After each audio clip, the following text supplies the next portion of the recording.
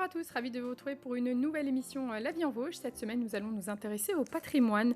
Deux invités avec lesquels nous allons nous intéresser donc à la sauvegarde et la restauration de ce patrimoine. Pascal Durand est le président de l'ARFUP, l'association pour la restauration du Fort Duxigny et de la place d'Épinal.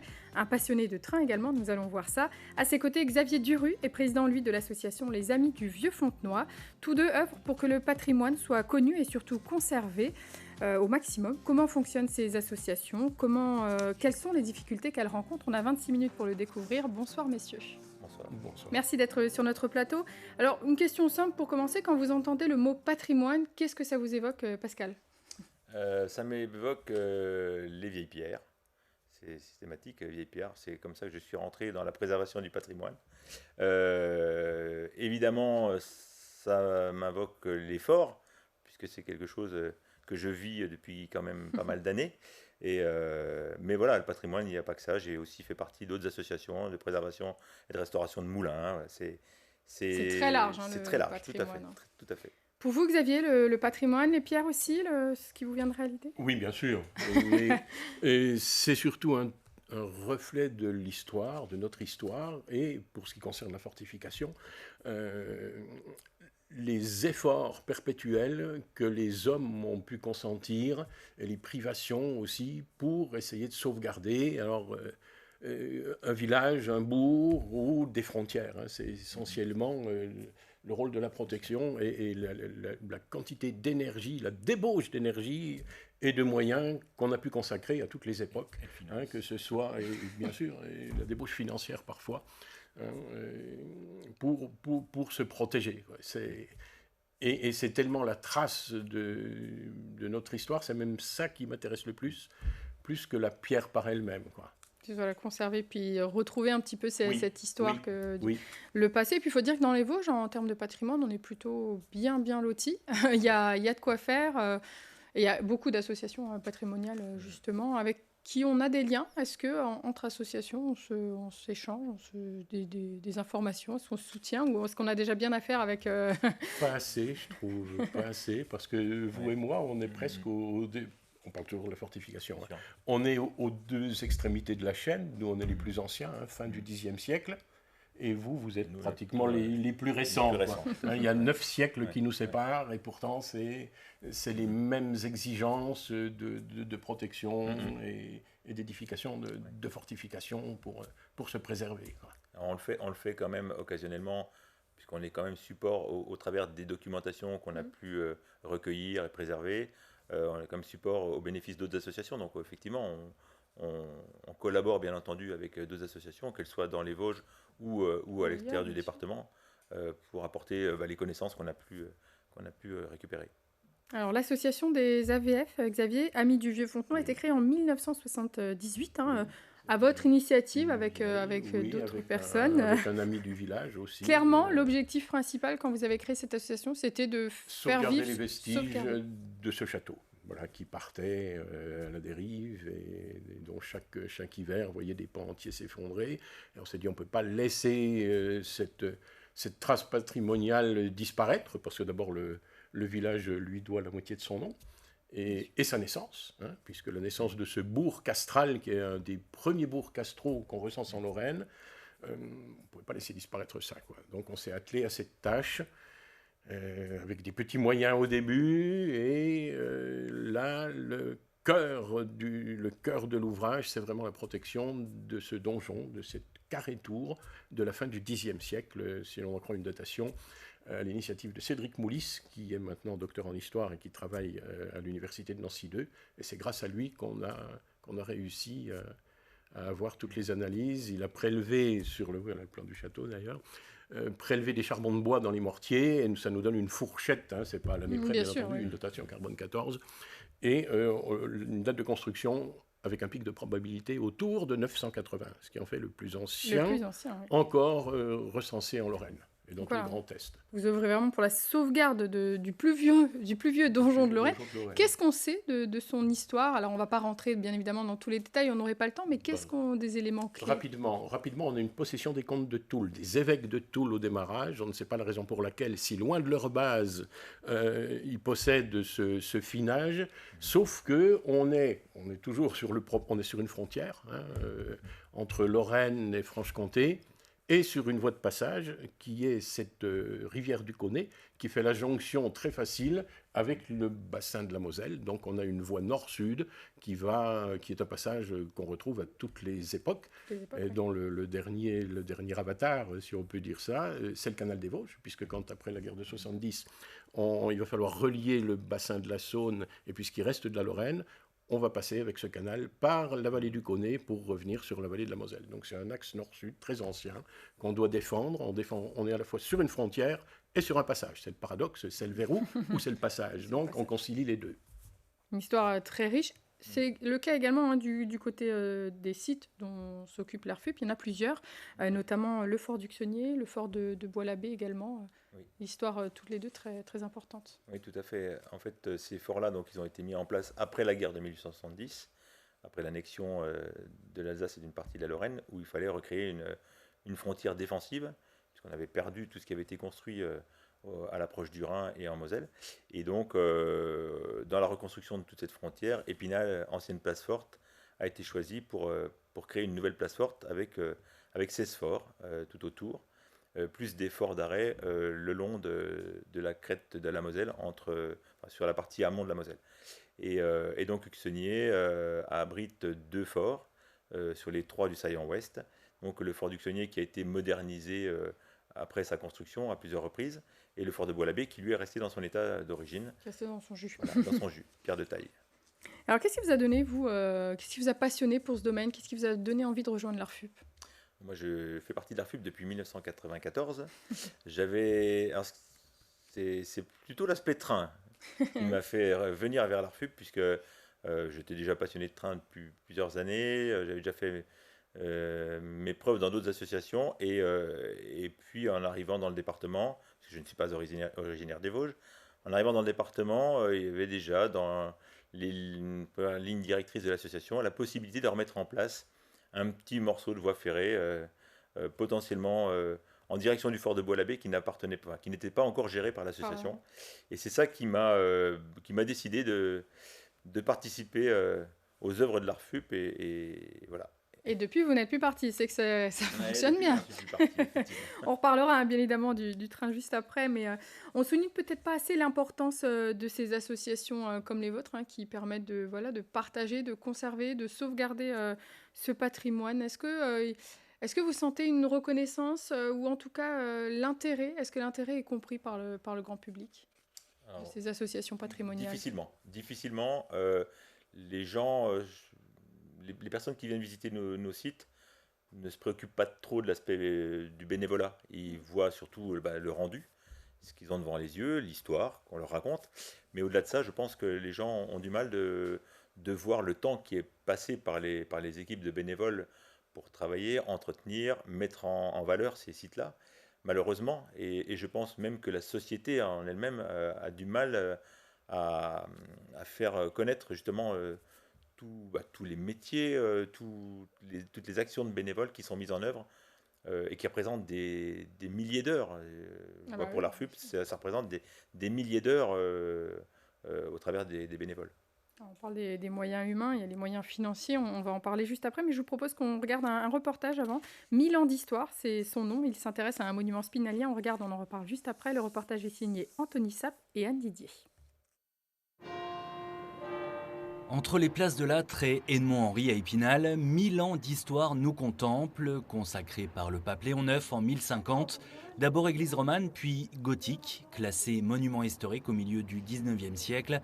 La basilique Saint-Maurice est l'un des monuments emblématiques de la Cité des Images. D'abord par la place qu'elle occupe, en plein centre de la ville ancienne. Le bâtiment aussi qui est aujourd'hui encore utilisé comme étant le bâtiment aussi le plus ancien. Alors il y a le château évidemment qui est sans doute antérieur, mais enfin c'est des ruines. Alors que là effectivement c'est un bâtiment toujours visible et qui n'est pas en ruine. Elle n'est en effet pas en ruine puisqu'elle a vécu plusieurs phases plus ou moins longues de restauration. La plus importante au 19e et la prochaine cette année. Un projet porté par la municipalité qui devrait durer près d'une décennie. C'est un projet de longue haleine parce que d'abord, ce sont des travaux minutieux. Donc, c'est des travaux qui ne se font pas comme ça en disant « bon voilà, dans 8 jours, c'est terminé ». Il faut faire des expertises. C'est en avançant dans ces travaux qu'on retrouve des choses, qu'on découvre des choses. C'est un peu comme dans l'archéologie, c'est un peu pareil. Et puis il y a la problématique du financement et des subventions qu'il faudra demander pour chaque tranche de travaux, ou presque, puisque l'État, la région, le département travaillent sur un budget annuel. Et l'on parle d'un coût global d'au moins 5 à 6 millions d'euros pour nettoyer les façades, les vitraux, changer la toiture, ça c'est pour l'extérieur. Mais dans la basilique, les projets de restauration ne manquent pas non plus. Il faudrait par exemple repenser l'actuel chauffage au sol, nettoyer les voûtes, restaurer l'orgue, les autels et les différentes œuvres, tableaux et statues, pour ensuite les mettre en valeur. Un travail colossal. Alors j'imagine que vous vous reconnaissez peut-être dans certains mots qui ont été évoqués, certaines phrases. Le plus compliqué, c'est peut-être à la fois, donc on le disait tout à l'heure, les moyens humains, les bénévoles qui s'impliquent, mais aussi les moyens financiers. On va peut-être parler des moyens humains dans un premier temps. La crise Covid est passée par là. Est-ce que vous avez senti, vous, une baisse de bénévoles ? On est unanime, vous et moi. Ça a distendu des liens qui sont... Bon, le moteur même des associations, c'est le lien entre les bénévoles, puisque l'intérêt d'une association et des bénévoles, c'est de faire des choses ensemble, sans autre obligation que le plaisir de se retrouver et d'avoir un projet commun. Un projet commun. Donc là, Covid, évidemment, ça nous a coupé l'herbe sous les pieds. Et on commence seulement à en sortir. Il y a un gros travail de remobilisation des bénévoles. Est-ce qu'on arrive à les retrouver ? Est-ce que vous les avez retrouvés, vous, ceux que vous aviez perdus à la fin ? En fait, on ne les a pas perdus. Simplement, effectivement, on a des bénévoles qui sont très éloignés, parce qu'on n'a pas des bénévoles que dans le département des Vosges. Voilà, ça vient d'un peu partout en France. Et du coup, effectivement, l'absence de contact et de communication de proximité et d'impossibilité aux gens de venir, on fait qu'on a un éloignement qui se met en place logiquement. Et en fait, on a réussi à les remobiliser assez facilement. C'était difficile de jongler avec les périodes de confinement ou d'impossibilité de déplacement ou d'impossibilité de logement, puisqu'on a des gens qui se logent pendant leur période de bénévolat sur Épinal. Donc en l'impossibilité de se nourrir et de se loger, évidemment, ça a empêché les gens de venir. Mais voilà, aujourd'hui, les bénévoles reviennent. Ça a déjà commencé l'année dernière. Et on a réussi à les remobiliser. Après, voilà, c'est du temps supplémentaire, voilà, inévitablement. C'est du contact à reprendre, c'est... Voilà, renouer les liens tout à fait. Qui sont un peu éloignés. Est-ce que les nouvelles générations se mobilisent pour le patrimoine ? Est-ce que vous arrivez à attirer les plus jeunes ? C'est vrai qu'on a une section dans notre association qu'on appelle les juniors, qui s'est un peu distendue, tout simplement parce que la population dégringole aussi dans notre secteur. Bien sûr. Entre il y a 15 ans ou 20 ans et maintenant, on a une chute régulière de population. Mais on a toujours ce petit noyau de jeunes passionnés. Et c'est là où il faut qu'on travaille, parce que la jeunesse, c'est l'avenir. Et des gens comme nous qui avons des cheveux blancs, il y a un moment, même si on met tout le cœur à l'ouvrage, il faut réussir à transmettre. Il faut qu'on pérennise les choses aussi, parce que si c'est pour intervenir dans un temps T et qu'après il ne se passe plus rien, donc pérenniser, c'est de deux façons, soit par un renouvellement assuré, et après on se dit, bon, on a fait le boulot, on peut partir tranquille, je ne vais pas mourir, mais au moins partir tranquille, ou c'est déléguer peut-être quand les choses ont pris suffisamment d'importance. C'est une reconnaissance dont l'émission d'aujourd'hui fait partie, c'est aussi une reconnaissance de ce que nous faisons, et on vous en remercie.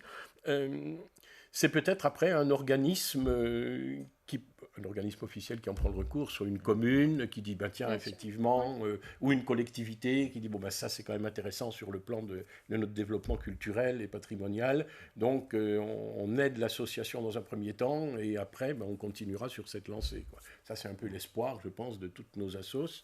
Tant qu'on peut être bénévole et avec une relative indépendance, je pense qu'on continuera tous. Mais l'optique, c'est quand même de durer et de pérenniser l'action. Et de penser aux générations futures. De votre côté, à l'ARFUP, les jeunes, c'est difficile. C'est difficile. C'est difficile, oui, parce qu'on est dans des travaux particuliers quand même, avec un minimum de connaissances à avoir. Après, il y a les travaux, je dirais, communs, mais que tout le monde fait. Après, c'est difficile de les attirer. Et puis après de les conserver. C'est Après, un de les autre problème. conserver. Mais effectivement, on a très très peu de jeunes aujourd'hui dans nos membres actifs et c'est un manque, oui, c'est un manque. Au niveau, vous cherchez donc j'imagine toujours des bénévoles, hein, ça on n'a jamais trop Totalement. trop de bénévoles.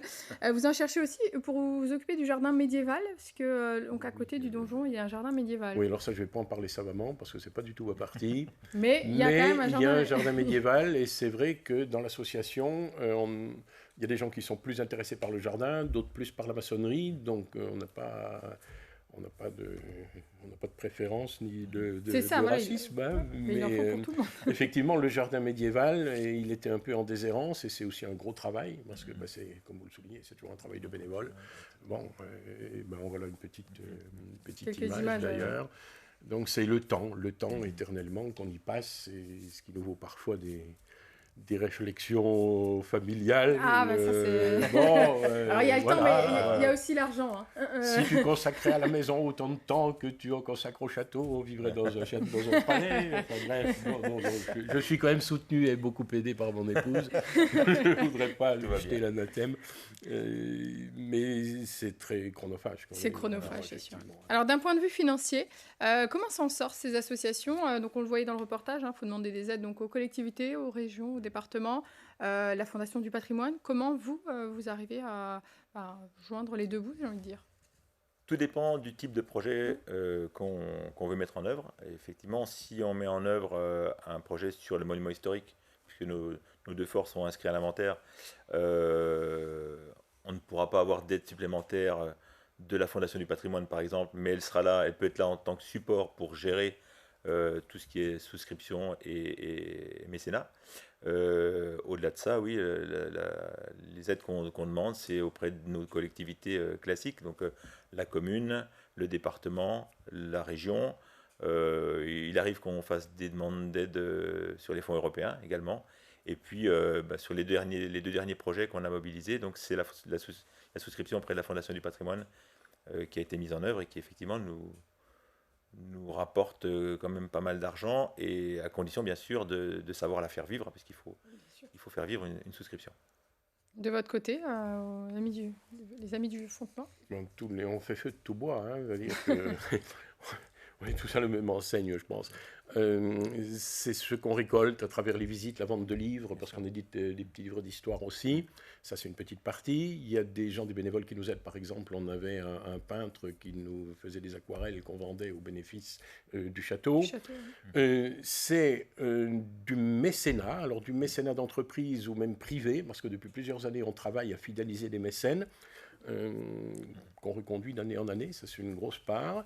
Le conseil départemental qui nous a accordé quelques aides au travers surtout de petits ateliers d'insertion. Donc on a eu un petit atelier l'année dernière, là c'est essentiellement du nettoyage, de la mise en valeur, ça peut pas être des gros travaux, voilà. Et une aide substantielle depuis 2 ans de la Com d'Aglo. Qui n'est pas négligeable. On en parlait tout à l'heure, non, elle est très importante. Très importante. Alors, je ne sais pas si on peut donner les chiffres aussi. Après ça, voilà. Écoutez, après tout, il n'y a pas de secret. Hein. Oui, de toute façon, c'est des éléments qui sont publics. On a depuis l'année dernière 50 000 euros d'attribution par le biais de la Com d'Aglo, ce qui est énorme pour nous. Ce qui est énorme, et ce qui est un soutien qui est important. C'est un soutien extrêmement important, c'est une reconnaissance dont on est très fier et très honoré. Ça nous permet aussi de programmer des tranches de travaux qui nous coûtent de plus en plus cher, parce que comme on monte, il nous faut de plus en plus d'échafaudage et des moyens de levage, et quand on est au ras du sol pour monter des pierres de taille, bon, ça va à peu près. Quand on commence à être à 7 mètres de haut, ça n'a l'air de rien, mais monter une pierre d'une demi-tonne à 7 mètres, c'est pas des bénévoles avec leurs petits bras qui peuvent. Donc là on a fait le choix depuis plusieurs années, une entreprise qui vient poser les pierres de taille, et nous, derrière, nous mettons en œuvre tout le blocage, c'est-à-dire le corps de ces murs, ces gros murs qui étaient faits de 2 parements en pierre de taille, avec un blocage, un mélange de pierre et de chaux à l'intérieur. Quand même beaucoup de travail. Oui, alors pour vous juste donner une petite idée, parce que j'aime bien les chiffres, c'est à peu près aujourd'hui 750 pierres de taille qui vont de 150 kg à la tonne qui ont été mises en œuvre, et la masse de pierres de taille et de blocage, c'est un peu plus de 500 tonnes. Voilà. Il y a de quoi faire. Il n'y en a pas la moitié du fait. Il y a encore du boulot. Voilà. Pascal, il y a la rénovation des forts, mais il y a aussi l'aspect ferroviaire. Alors, vous nous en parliez Pareil, oui. tout à l'heure. Ça fait plusieurs années qu'on en parle au Fort Duxonnier, mais ça y est, le train des forts va pouvoir être inauguré fin mai. J'espère que je ne vais pas vous porter la poisse, mais... Ça fait presque 20 ans qu'on en parle.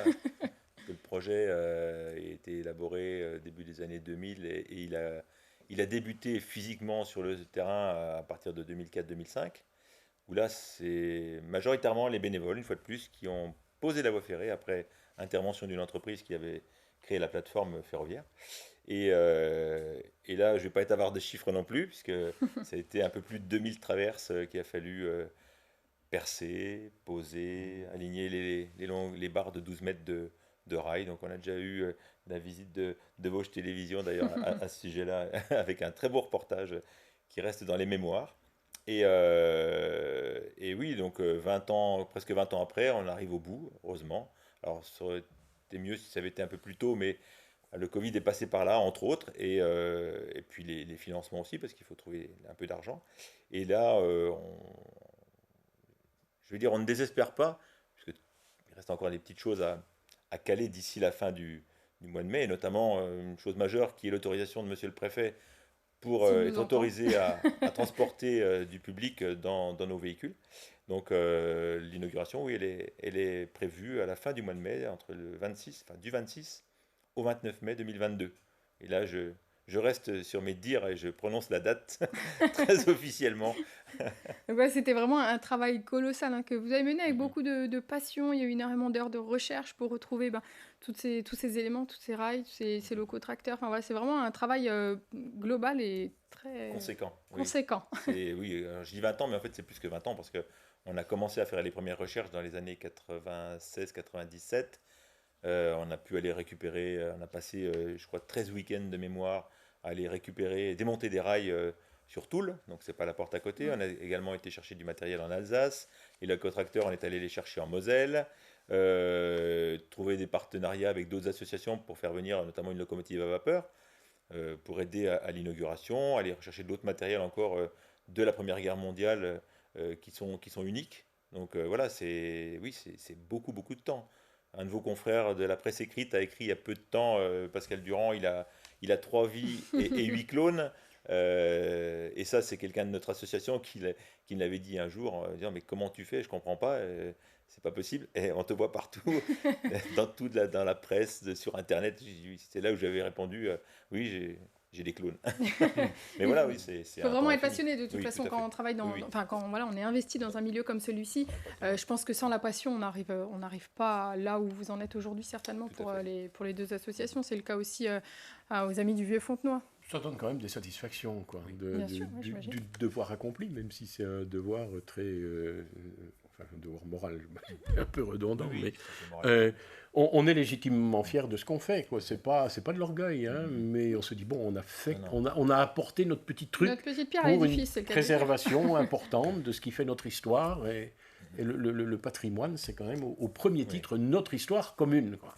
Non, puis c'est un devoir de mémoire qu'on a envers, ce que vous disiez tout à l'heure, envers les personnes qui ont constitué ces aménagements-là, ces ouvrages-là, qui ont passé un temps énorme à construire, à aménager, à utiliser aussi, puisqu'ils ont été utilisés pendant un certain laps de temps. Et aujourd'hui, c'est un devoir de mémoire qu'on a envers ces gens-là. Moi, il y a une notion particulière qui me pousse aussi, c'est le côté pédagogique. Moi, je ne vois pas nos projets sans une action pédagogique. Alors on a fait participer des lycées à certaines fabrications, aux bâtiments ferroviaires, à de la fabrication de gamelles pour la cuisine. Donc voilà, moi j'ai une petite flamme pédagogique qui reste dans mon cerveau en disant il faut que nos projets ils servent. Alors ils servent dans différentes notions. Donc la notion de fabrication, de s'inspirer de ce qui a été fait, voilà, il y a la mémoire, comment on fabriquait des choses à certaines époques. Et puis aujourd'hui, ça amène les gens à voir ce qui a été fait et comment et pourquoi. Voilà, c'est un petit retour sur le passé, mais qui permet d'aller dans l'avenir. On a un locotracteur, par exemple, c'est un pétroléo-électrique, c'est ce qu'on fait aujourd'hui, ça date de la Première Guerre mondiale. C'est un hybride, première génération, 1918. Voilà, c'est simple. quand on le montre, les gens ils disent mais oui, mais on n'a rien inventé. Je dis non, non, Non, on a aménagé, on a conforté, on a amélioré, mais les on inventions, se rend compte voilà. de ce qu'il y avait avant. Tout à fait. Est-ce que, donc concrètement, ce fort, expliquez-nous comment, ce train des forts, comment il va fonctionner? On part d'un endroit, on arrive à l'autre? En fait, on va faire des allers-retours entre le fort d'Uxonnier et le fort de Bois-l'Abbé, et on va changer de train à l'arrivée au fort de Bois-l'Abbé. Le but du jeu étant que les voyageurs prennent les deux trains. On va rouler avec deux trains. Un train tracté par une locomotive à vapeur et un autre tracté par un locotracteur diesel. Et la locomotive à vapeur va tracter en plus des wagons d'époque qui sont en cours de finalisation, donc, toujours en travaux à l'heure actuelle, et sur la base de wagons militaires de la Première Guerre mondiale, qui ont été reconstitués à l'aide de photographies que j'ai retrouvées sur Épinal de 1915. Et on part de photos et on reconstitue. Voilà. Donc le but du jeu, c'est que les gens puissent emprunter les deux trains. Et on arrive déjà à la fin de notre émission, c'est passé très vite. Merci messieurs. Donc à partir de fin mai, l'inauguration, et puis après, pour profiter. Et puis le fort d'Uxonnier va être ouvert à partir de début mai, jusqu'à fin septembre, comme les autres années, le marché de Noël au mois de décembre. Voilà, les classiques qui reviennent. Et voilà, si on a envie de s'investir, n'hésitez pas, vous voulez être bénévole, on vous accueillera avec grand plaisir. Merci messieurs pour toutes vos explications. Merci à vous de nous avoir suivis. Merci à toute l'équipe pour la réalisation de cette émission. Moi, je vous dis une très bonne soirée. Je vous dis à très bientôt. Au revoir.